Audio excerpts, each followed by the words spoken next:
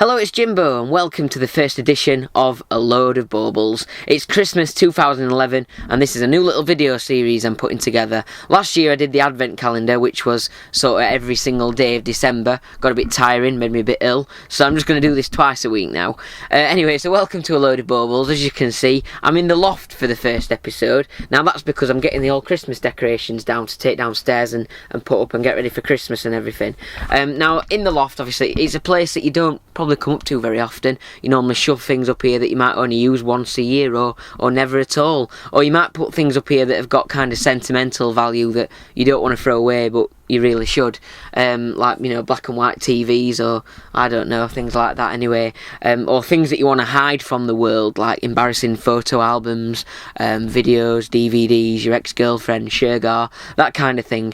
So yeah, I'm in the loft to get the Christmas decorations down that we only put up once a year, a little bit like how Strictly Come Dancing only get Bruce Forsyth once out a year, and they, you know, dust him off and stick him on the telly.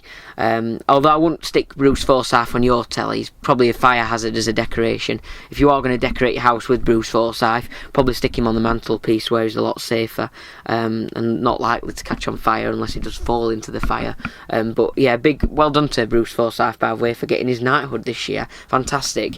Anyway, moving on. If you do want to tweet me for this, obviously it's a load of baubles. If you've got interesting baubles you'd like to send me pictures of, you want to send me pictures of your baubles, please feel free to. You can tweet me at Jimbo Studios, or you can post your photos to Facebook, or anything at all. Just get in touch with me and let us see your photos. If you've got anything interesting to tell me that you'd want to share with the rest of the world, get in touch and I'll be able to talk about it or show you pictures off in the next episode. Don't send me any rude pictures though. I'll not show them, I'll just look at them myself. Anyway, so it's a strike this week, a big strike, and it's about pensioners.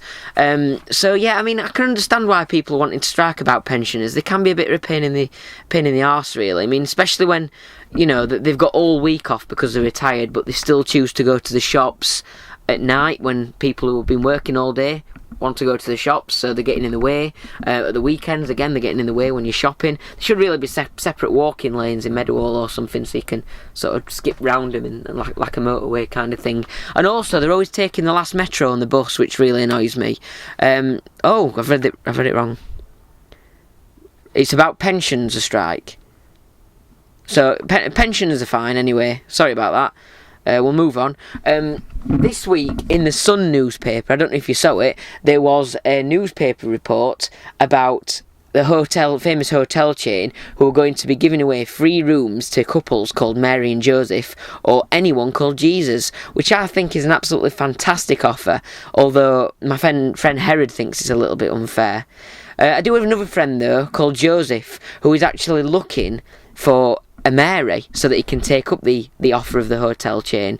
From the hotel chain, he wants to get obviously a free room and everything, so he's single and he's looking for a partner called Mary. That'd be fantastic. Now he's also impressed that the hotel chain have said that anyone who does get a room, the room will be decorated like the nativity scene, complete with a manger.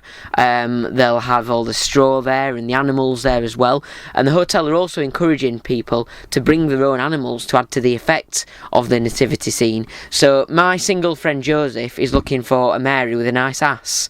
So if you do know a Mary with a nice ass, please get in touch and we can pair them up and get them a free hotel room. That'd be fantastic.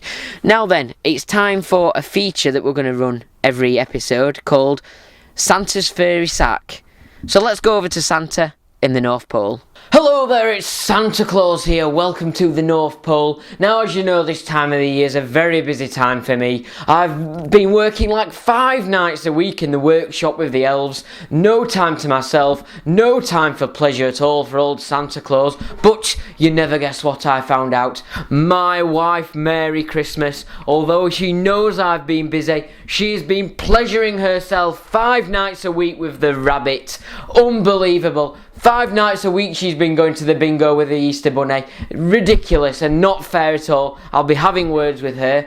Anyway, it's now time for me to get out my furry sack and have a look, have a fumble around and see what's inside.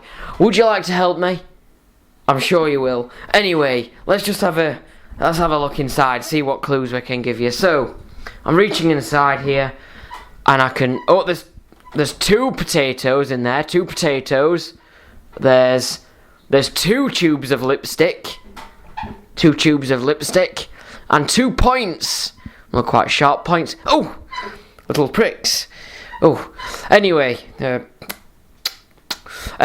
if you think you know what's in my sack, leave me a message below the video. That'd be absolutely fantastic. Once again, 2 potatoes, 2 lipsticks, and 2 points.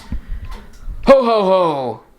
There you go, thanks to Santa there over in the North Pole. Remember, if you think you know what was in Santa's sack, Santa's furry sack, get in touch with me again. You can tweet me at Jimbo Studios, or you can leave a comment under the Facebook video or the YouTube video, wherever you're watching it. I'll pick up on that, and yeah, and then I'll be able to tell you if you've got the right answer in the next episode. So I'll tell you and say, obviously, everyone who's got it right in the next episode. So I hope you enjoyed that feature.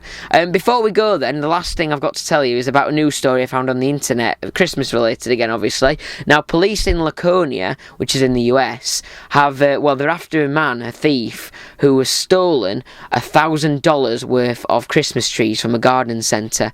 Now, the police say that there's evidence that the thief had a bit of a struggle with these Christmas trees because of snap branches everywhere, and, bits of, leaves from the tree everywhere, things like that. And they've released a photo fit of him, and from the photo fit, it looks like he ran into the ugliest Christmas tree and broke every one of the branches as well.